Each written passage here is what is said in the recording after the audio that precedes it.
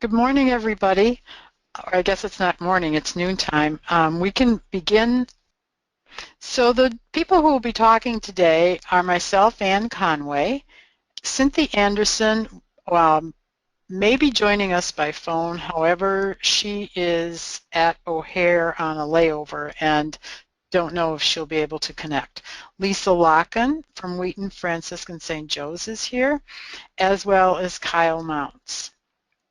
The purpose of our call this today is to, can you go to the next slide? Thanks.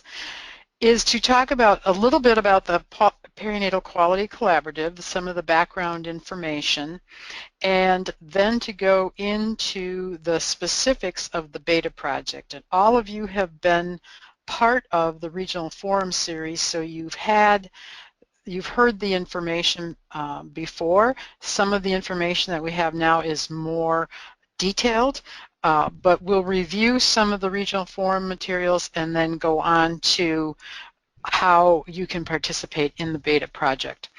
So just as background to WisPQC, it began 15 months ago. It's hard to believe, and it was only in the last 6 months that WAPC received funding from DHS to actually create a structure. Our first group of members we're calling founding partners, and we have a list of those that we're going to show you. And we want to make sure that you, Kyle, can I advance the slides? No, I have control of that. Okay. Sorry. That's okay. You can see that these are the founding partners, and you'll see that there are health systems as well as organizations. If we could go to the next slide. And then the next slide.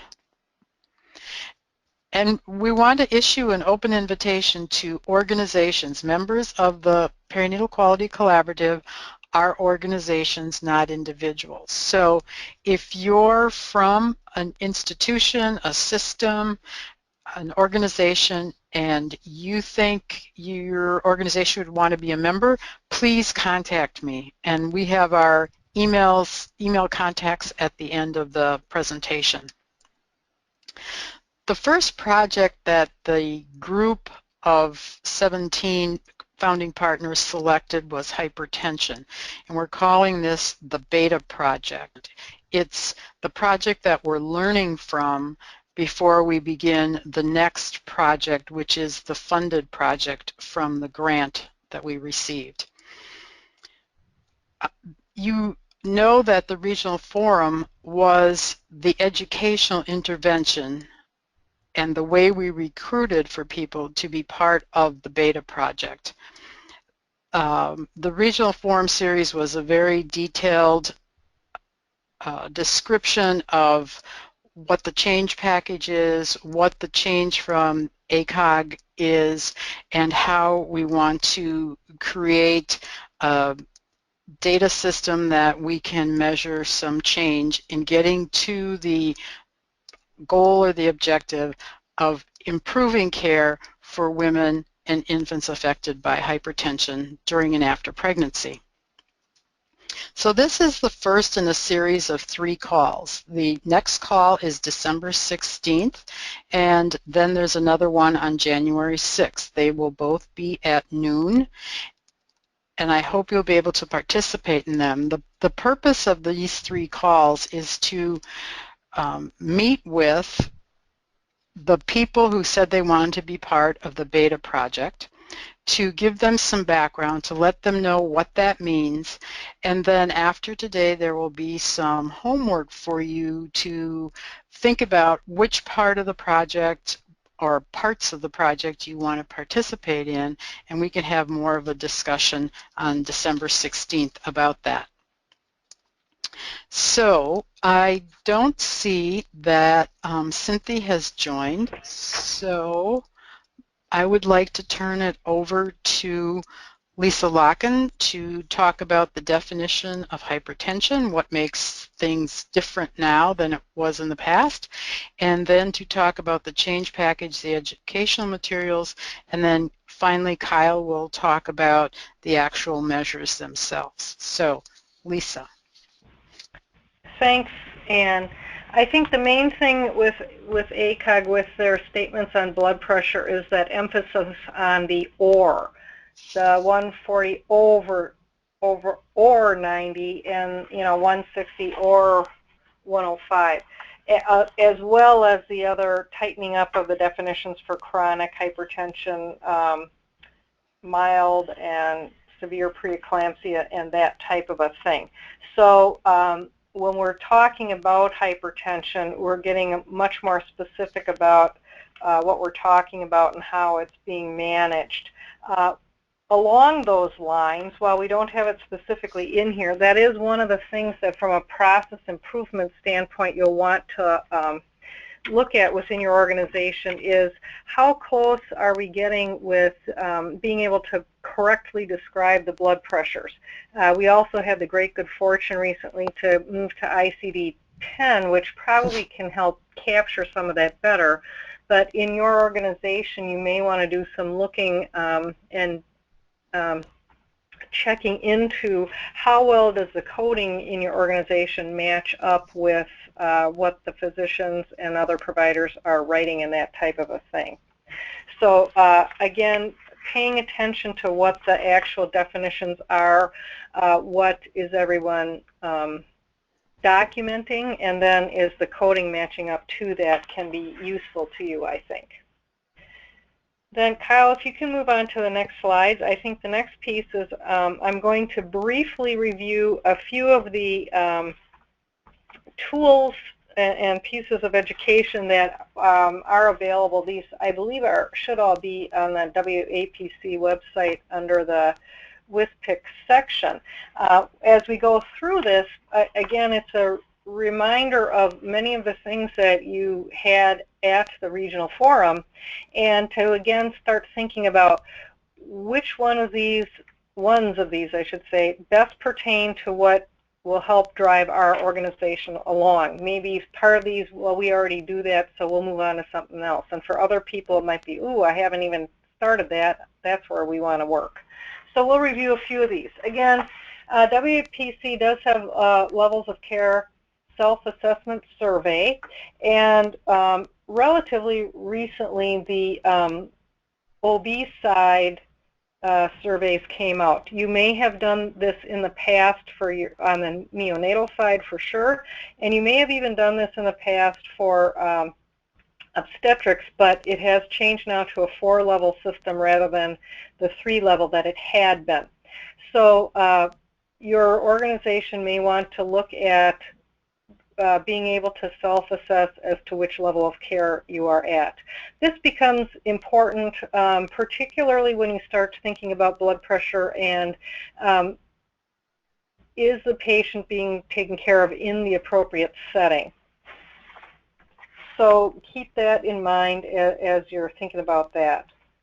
Then if we move on to another piece here, the Wisconsin Collaborative for Healthcare Quality has developed a whole toolkit for hypertension, and this is all across all categories, not just perinatal, of course. But again, it has in there information on standardized methods for taking the blood pressure, standard protocols for treatment, and then some patient ed and self-management. Certainly, standardizing taking the blood pressure, as we mentioned in the regional forums, is essential, really, in being able to best diagnose that you even have a problem, much less what's it doing now. So that also may be something, if you interface with various clinics or even within the hospital setting, are your providers consistently measuring the blood pressure the same way? Next, please. Again, another thing that we have, there are several different types of pictures like this, but this is that preeclampsia early recognition tool. Another good piece that you may want to see where all it would be useful for. You may want to see, is this something in our ED that could benefit? Could our own labor and delivery or perinatal units benefit from this? Do we have a triage area? The more places around wherever a patient could interface is what would be helpful to have. So you might want to do some strategizing around how are we going to get this out to people and make them aware of it. Okay, the next one, please. This also is another thing. I think this probably came out of District 2 ACOG. This is another checklist that can be helpful, particularly, again, maybe in non-OB units, but maybe also in the OB units, that gives a quick look at what ought I be doing if there is some severe hypertension. This one is not just for the preeclampsia, but for when we're talking about these really elevated blood pressures. And it's got the MEG on the left side there, and then the other anticonvulsant meds over there on to the right. So that, again, you may look at where would we have this and where would we want to have people get education on it. Next slide, please. The maternal early warning criteria, or MUES. This can probably be posted up places. Other people may decide that, you know what, we would like to put this into our documentation system somewhere or whatever. But again, it gives information that people can tune into, not unlike the things that happen for sepsis and other warning criteria that various organizations use. But this type of a thing can start to tune people into, man, do I have a problem going on here from a maternal standpoint? Again, as with all of these, finding where and who would be the best places for this to be would be helpful. Next one. Another thing that can be useful for management, especially in areas that maybe don't deal with this as much, is this is kind of a nice quick way to get at if you're not sure if someone does have preeclampsia or not. Going through this little algorithm can be very helpful to people, particularly, again, depending, maybe I'm at a level 1 facility, and if she's got a lot of things going on where she's lower gestation and pretty sick, it might be transferring her out to a different facility or that type of a thing. And it also gives good information on, you know, can we go ahead and continue to manage conservatively, or do we need to get her delivered now or not? So that can be a very useful tool. And then next, please, eclampsia algorithm. Again, mercifully, we don't have a lot of problem with eclampsia probably in most settings, but this can be a very useful tool then for places, especially where, because it doesn't happen all that often, a quick way for people to have at a glance rather than have to dig around somewhere else. Maybe they're laminated somewhere.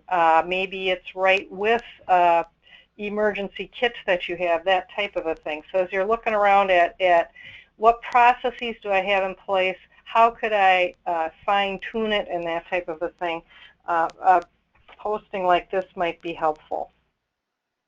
And then finally, the last one for staff in particular would be a postpartum preeclampsia checklist. This happens to be for an emergency department, but it could be for other areas as well. And again, it kind of reminds people that, you know, what do we have going on postpartally? One of the things I think we've maybe talked about in our organization is, do EDs in those type of areas routinely ask something like, have you been pregnant in the last couple of months or so on, as they're kind of doing their differential diagnosis for what's going on for them. So this type of a checklist and what to do, who to call, can be a helpful type of a thing for staff. And then if we move on, we've got a couple of other pieces. That was staff education. There are a couple of pieces out there, again, for patient education. Again, we had emphasize the need for patients to understand and to be able to self-advocate. So WAPC now does have planning for pregnancy in women with hypertension, a very basic thing about if you do have hypertension, what to watch for, what to ask for, how can you stay healthy, and that type of a thing. And then finally, one of the useful tools that we had suggested is the Preeclampsia Foundation does have this well-tested little handout sheet that has good graphics, as well as I believe the reading level's at about a 5th grade level, that can be handed out to women both during the pregnancy and or afterward. As we get into the measures that we're going to be looking at, one of the things we are going to be measuring is, did all women, not just women who've already had preeclampsia or elevated blood pressure, get information about preeclampsia, but did all women get information on this, since it could develop in the postpartum period. So this is a useful tool that is out there. I was looking at the pricing, and it's quite reasonably priced as well. So that's just, again, a brief overview and review of some of the tools that are out there. Doesn't mean you have to use all of them, but it gives you a flavor for some of the things that are out there, so that as you go and look within your own organizations and groups, you can begin to see, where do I want to fine-tune in, and what types of materials are available to us that will help us out. And with that, I think I'll turn this over to Kyle Mounts to start to discuss the particulars about this project. Okay, before I start into that, I'll ask the audience, the participants, do any of you have any questions about any of the tools Lisa covered so far? As she mentioned, they are available on the WAPC website. And I also noticed that Dr. Anderson was able to join us, so I'll ask her, do you have any comments or anything you would like to add about the definition changes or the materials Lisa has covered so far? If you do have questions, if you want to just raise your hand, I will be able to unmute you from my part of this, and you can ask it directly. Otherwise, you could type it into the chat box, and I will keep an eye on that also. So any other questions or comments at this point? Kyle, I found another question. Okay. Somebody asked if there is a cost to joining WisPQ, and there is no cost at this time. The only thing that we ask is that you sign a commitment form to participate, and that you let us use your logo so we can demonstrate that you are part of the organization. The first thing that's probably important to consider is where you are with things. And one of the things that we have found helpful in past initiatives is to ask people to consider a SWOT analysis. Very briefly, a SWOT analysis allows an organization or group of people to take a look at their strengths, weaknesses, opportunities, and threats that may support or hinder their ability to implement changes along the way. And so if you haven't already done so, it might be helpful to consider doing a SWOT analysis, so that then you can evaluate your own situation and see which of these things may be beneficial. The measures themselves, there are 4 of them, as you can see here.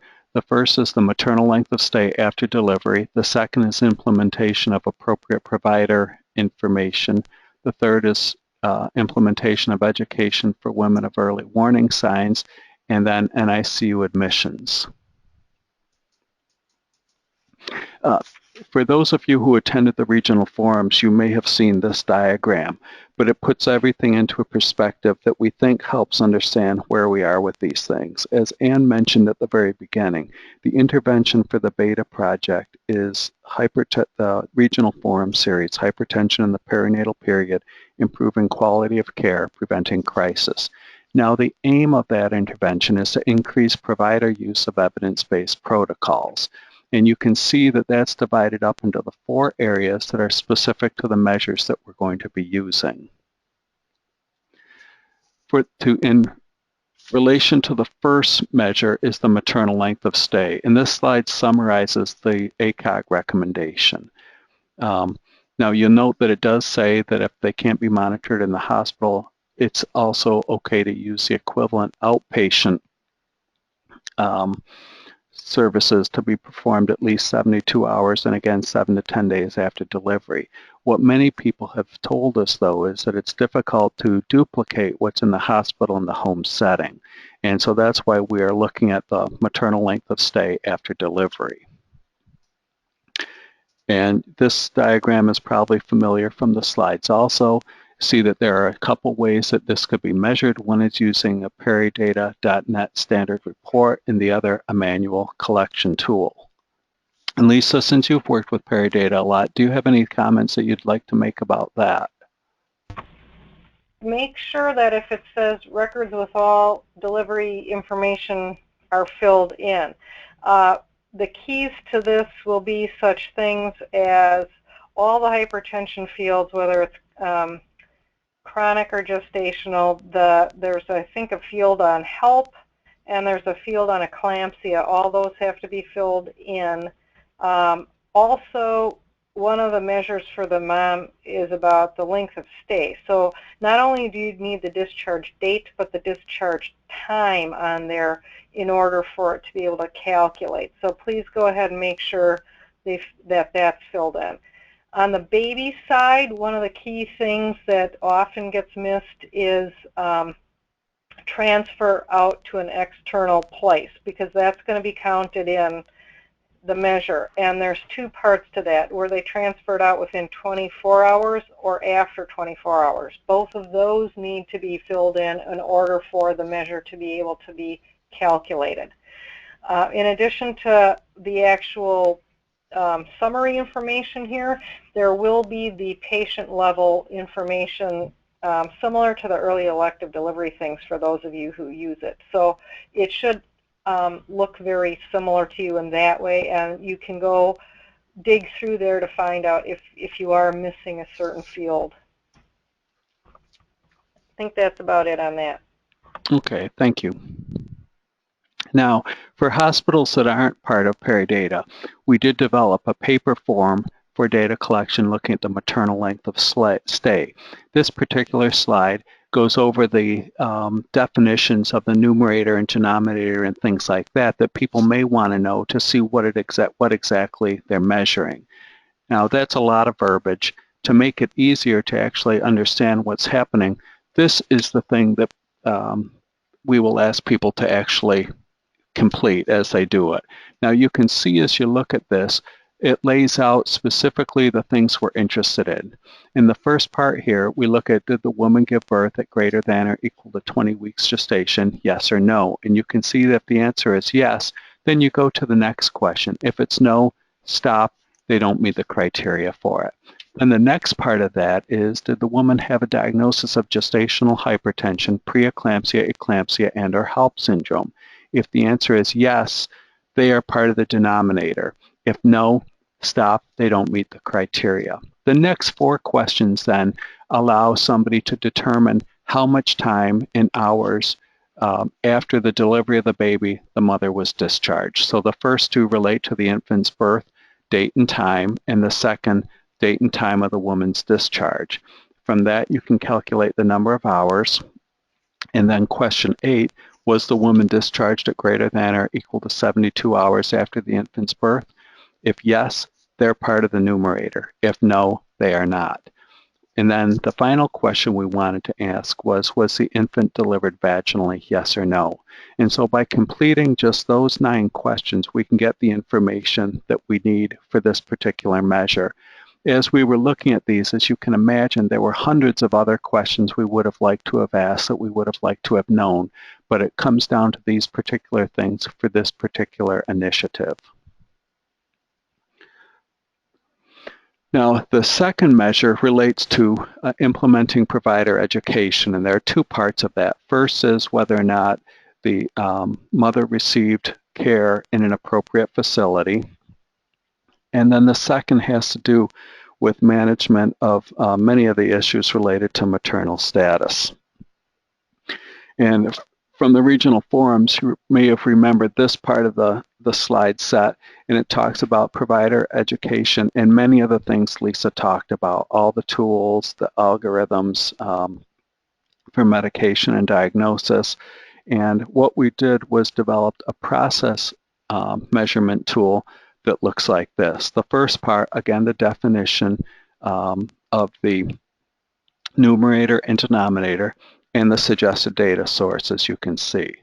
Now for this is broken up into, it's a longer section and all this is on one page, but the first thing we want to know is the level of care, because that gets into the issue of, was care delivered at a facility that's capable of providing that level of care? So the first part looks at the obstetric services. And because at this point we have hospitals that have completed the self-assessment survey using the 2004 criteria. You see those there. And then, as Lisa mentioned, the recent 2014 criteria for maternal or obstetric levels of services. The second one has to do with the neonatal services.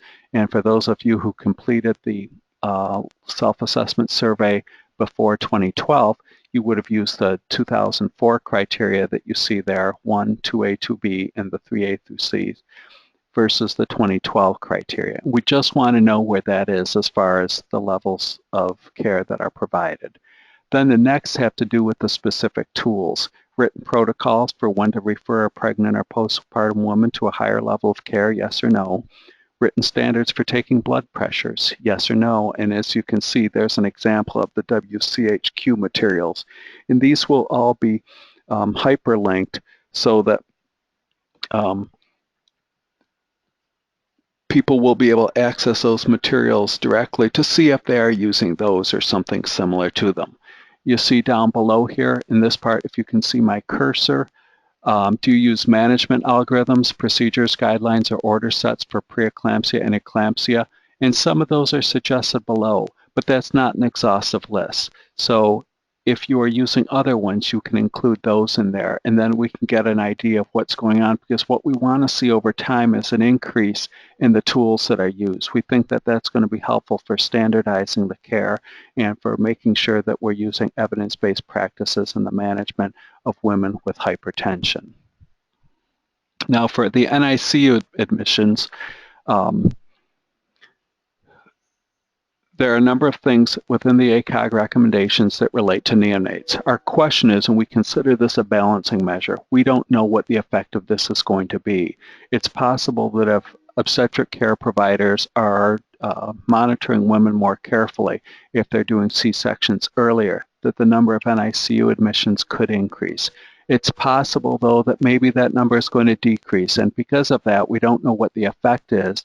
We don't know what to expect. It's called a balancing measure. This part of the overall diagram talks about some of the things that are available for the care. The first two things and the last one, no, the first two things have to do with how do we monitor those things. And we do have a paper form of that available too. The things on the right, care of the late preterm infant, level of care self-assessment, are some of the tools that can be used for that. Lisa talked a little bit about the peri-data aspect of this. Do you have any other comments, Lisa, that you'd like to add?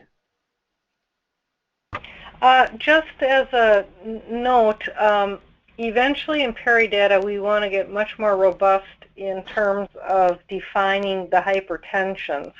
So I guess the other thing I will point out, and it's in the summary statement, the maternal one does not include women with chronic hypertension, because that's not the group that you're needing to have stay for 72 hours. But for the babies, because any kind of hypertension could potentially affect them, the chronic hypertension is in there. So just take a note of that. Okay.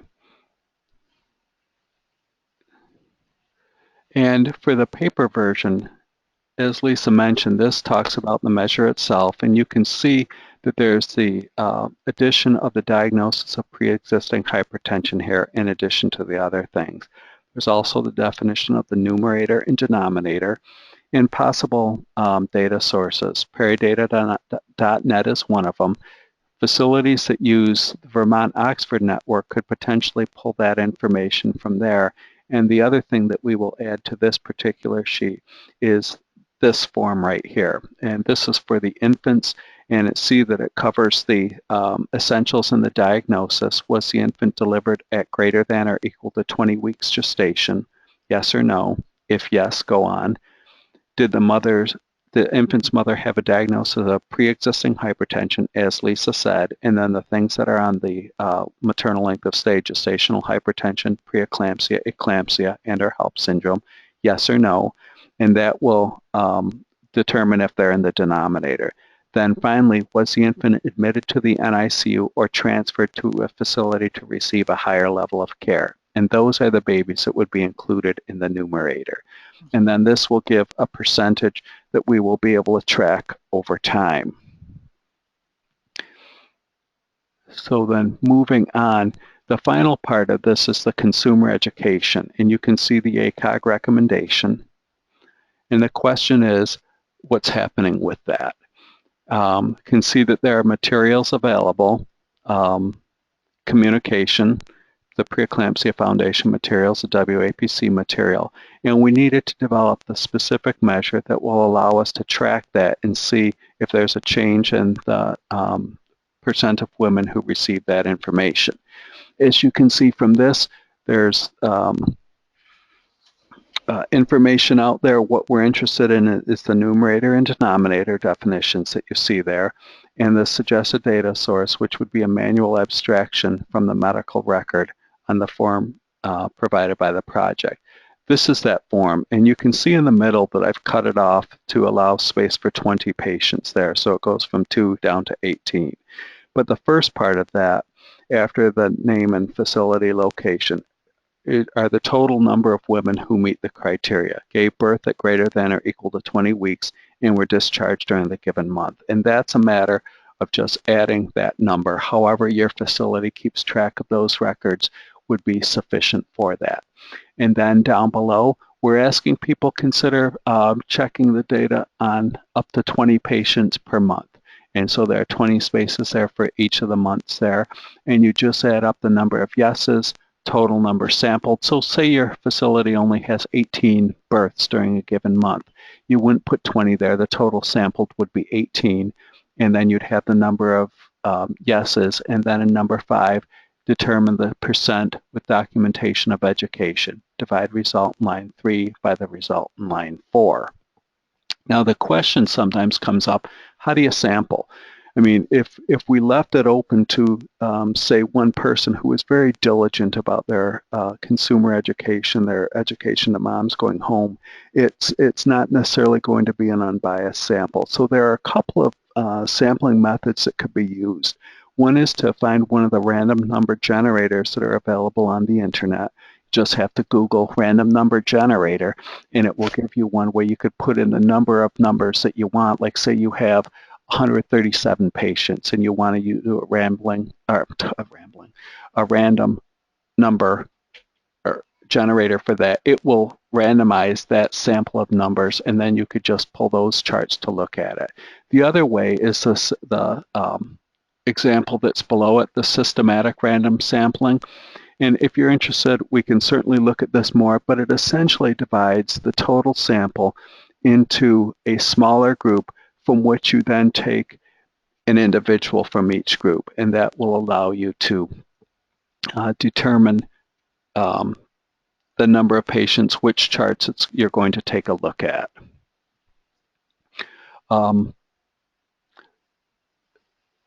For information, you could certainly look at this is an example, and you can look at that at your own time. If you want to, we can go over that in more detail. But you see that that there's a way to randomly generate a sample size so that you know that you have an unbiased sample. Now, at this point, we can open it up to questions. And if you have questions now, you can feel free to ask those. And if you have questions later as you're looking at this, as you're looking at the measures, please feel free to email either Ann or myself at the email addresses that you see before you, or you can go to the WAPC website, and under the Contact Us, it has the same information. So with that, I will open it up to comments, questions, or anything like that. In the meantime, this is Lisa. Two things. Number one, I'm pretty sure I misspoke at the beginning about the diastolics for the severe hypertension. It's 110, not 105, so I'm probably not defragging properly myself. And then in case anyone wants to know, I just pulled up the statewide data from the first half of 2015 if people care to know where the state sits as you go in and run your own numbers. Are you talking and about for vaginal Perry data? delivery, pardon me? Are you talking about you pulled numbers from Perry data? Correct. Okay. Okay. So the WisPQ report that you're going to pull up is only going to show your facility or facilities.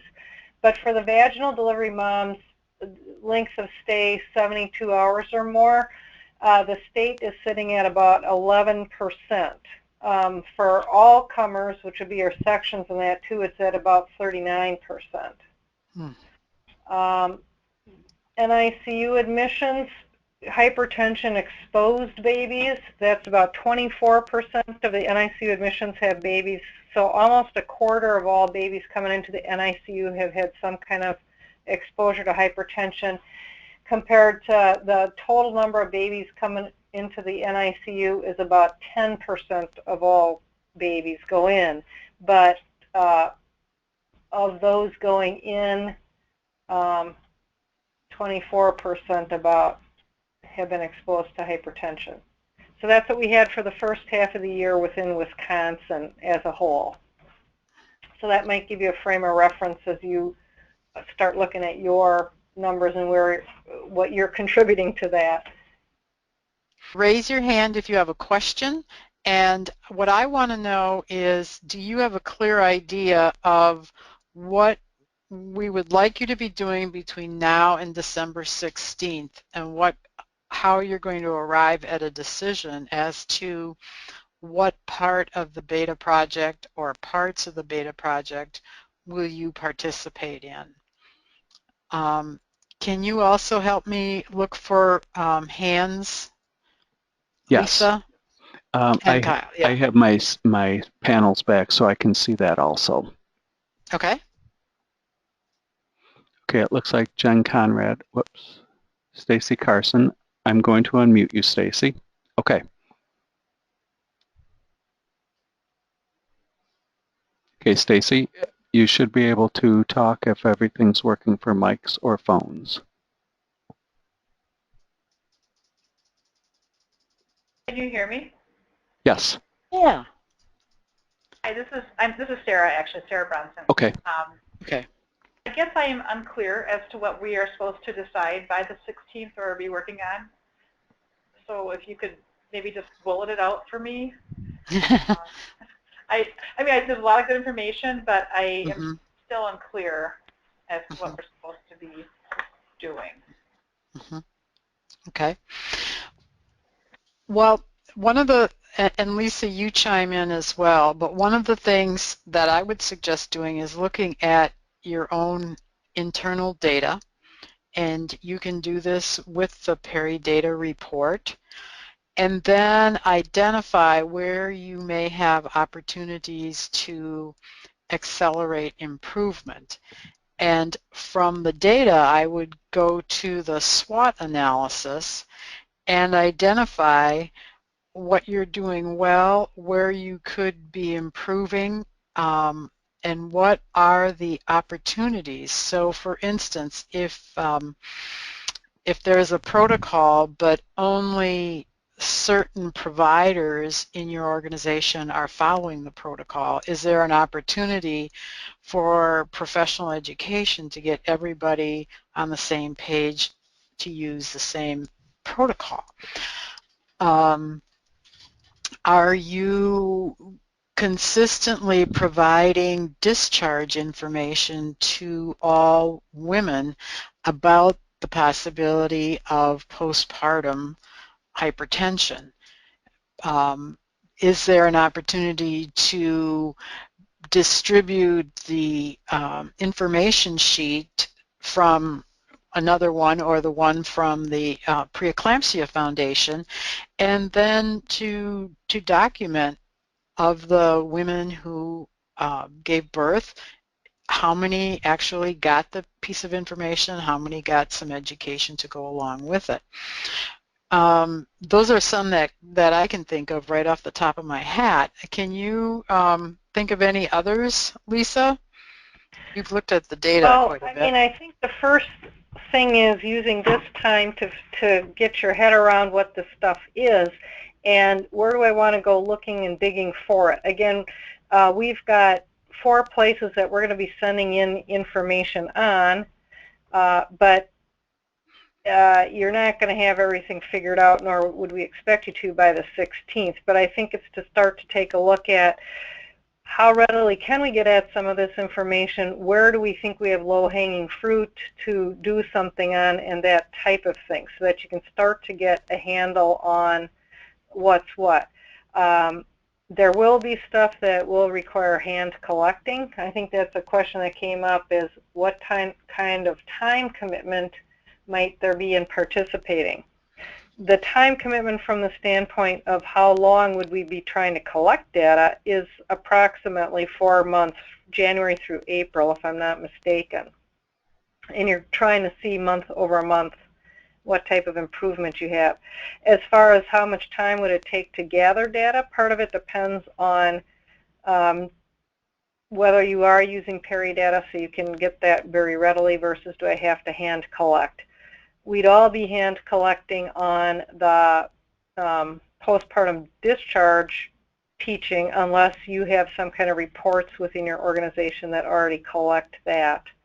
So that's probably my long way of saying now is the time to start really diving into where are our processes at right now, what's our baseline, so that you can even start to begin to think, where am I going to be able to best get change and get it rather quickly, since this first thing's only 4 months.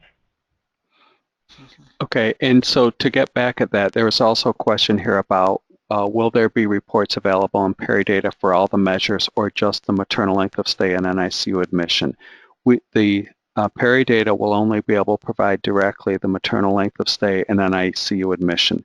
The other two will have to be manual. For people who do not have peri data, they can do all 4 of them manually. And again, the length of time, like Lisa said, will depend on what things you might have in place for that. We tried to keep the questions as simple as possible for that.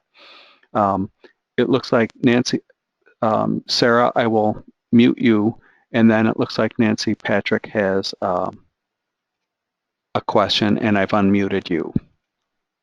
Nancy? The Perfect. question is one thing that you want each institution to do consistently, do you want, or is it going to be individual? Because I've heard you say look at what your own institution is doing, but is there anything across the board that you want to consistently see?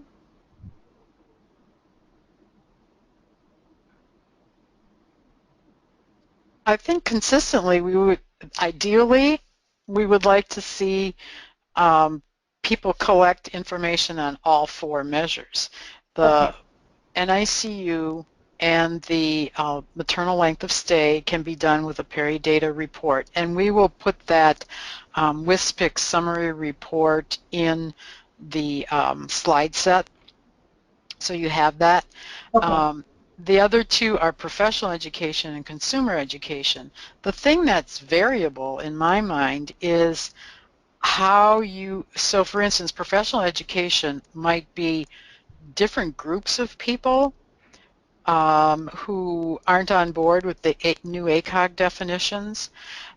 So you might want to, and just because we only have 4 months right for the data collection, you might want to look at just a simple, not a simple, but a single group of people, as opposed to every provider in your organization.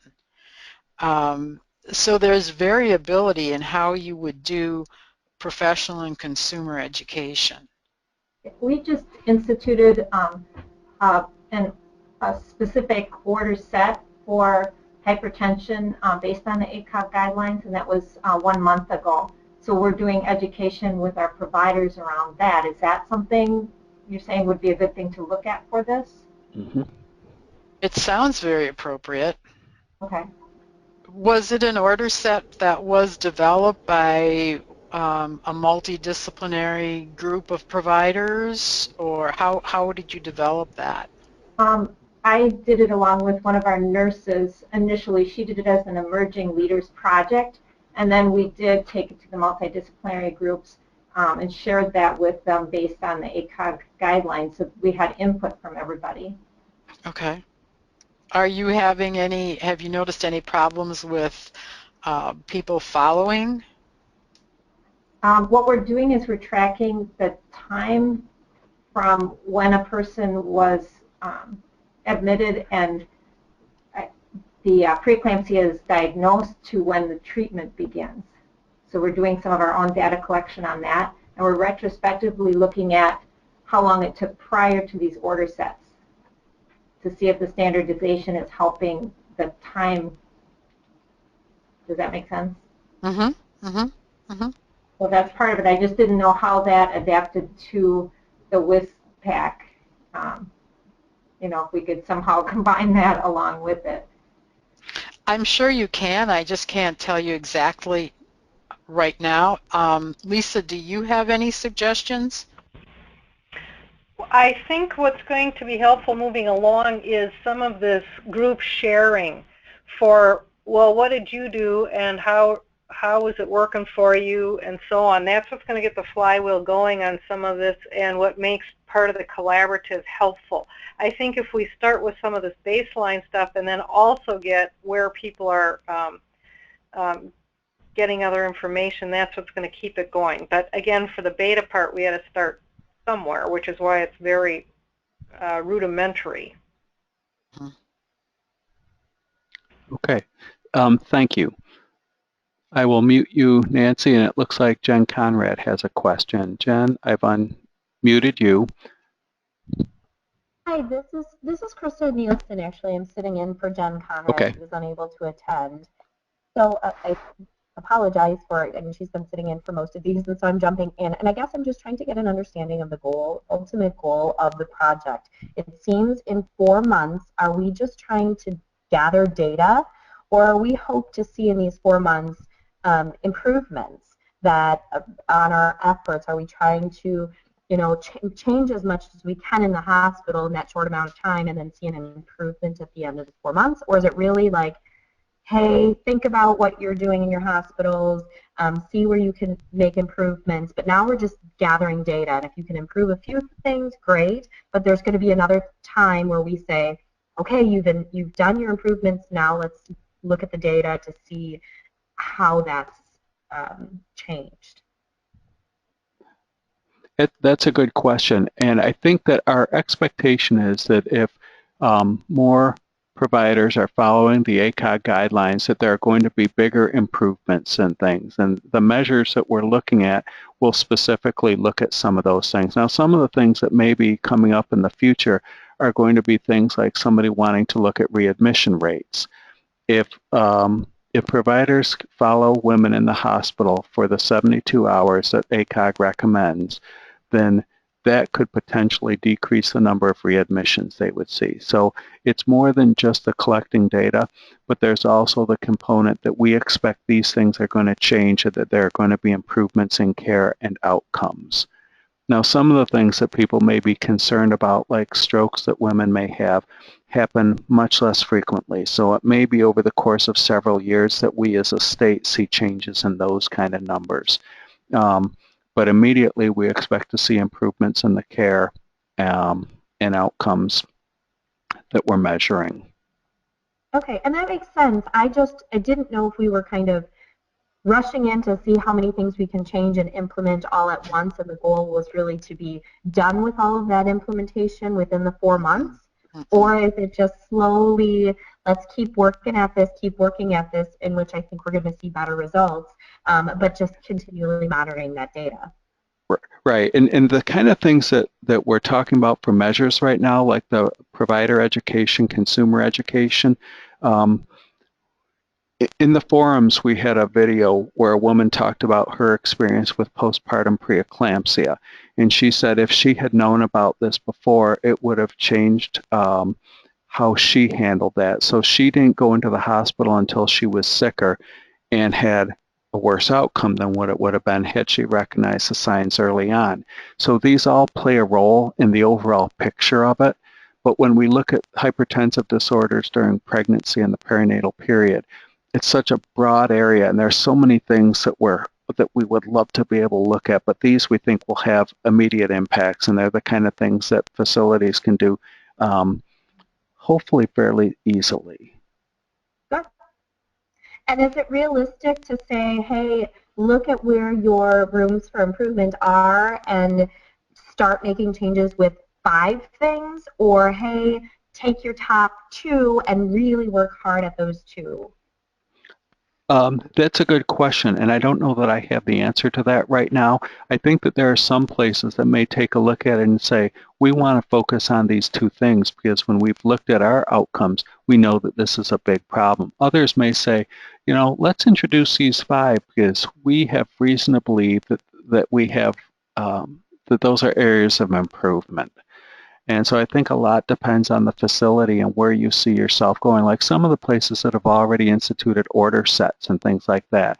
Like there's a comment here from someone that they have an order set already for severe hypertension for some time.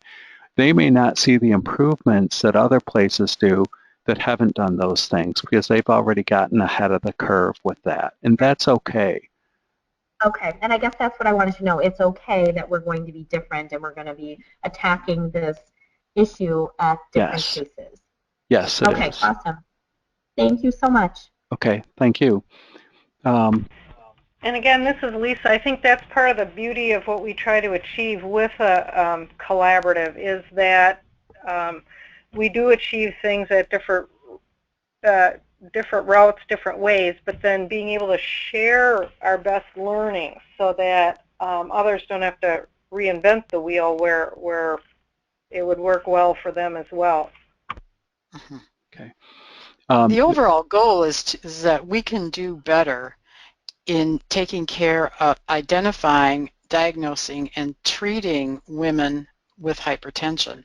So however your organization can meet that goal is what we want you to do.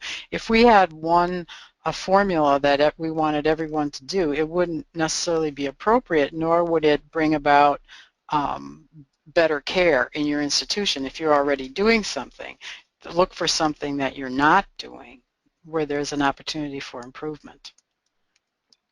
Okay. Kathy Friege has her hand up. So Kathy, I'm unmuting you. Whoops. It looks like you may be off audio, so I don't know if we can get to you right now. But there are 2 other questions that came in here. One is, considering how to access current state of discharge teaching, do you recommend auditing all patient charts or a select percent? What we're hoping for is approximately 20 per month. So if you have a facility that has fewer than 20 discharges per month, if you could look at all of those, that would be great.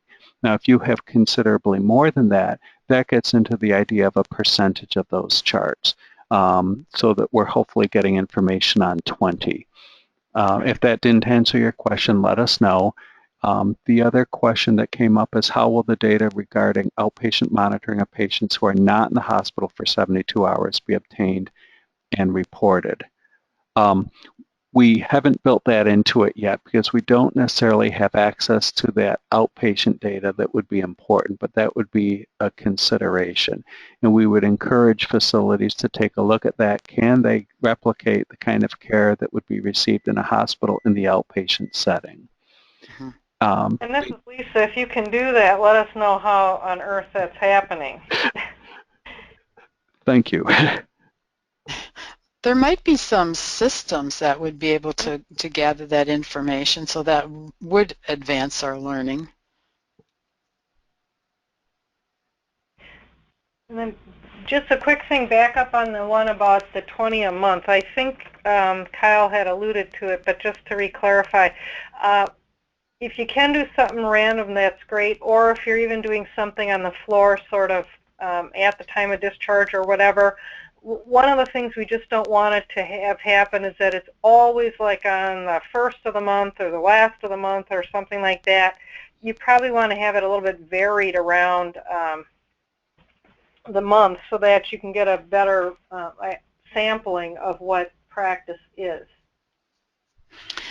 I have after 1 o'clock, and we were scheduled to talk for an hour. If there are no other pressing questions right now, Kyle, can you tell if anybody else has their hand up? There's one other question. It has regards those with a high number of deliveries per month. Are you recommending a percent we should audit versus 20? When we talked about this, we looked at 20 because we think that with the size change that we potentially could see with that would identify a significant change in the percentage that are doing it. If you wanted to do more, if you had a way of doing that quickly and easily, that would be great. But 20 a month is we think will demonstrate a significant change. Okay, I just wanted to remind you that the next call and the next webinar is December 16th from noon to 1. If you have any questions in the meantime, please send them to either Kyle at Mounts at Perinatal Web or to myself, Ann Conway at Perinatal Web, and we will do our best to answer them. If you want to talk, please feel free to call us at the number at WAPC. Thank you for participating today. We're very excited about having you be part of this project and look forward to your questions and to the next call on December 16th. Thanks, everybody.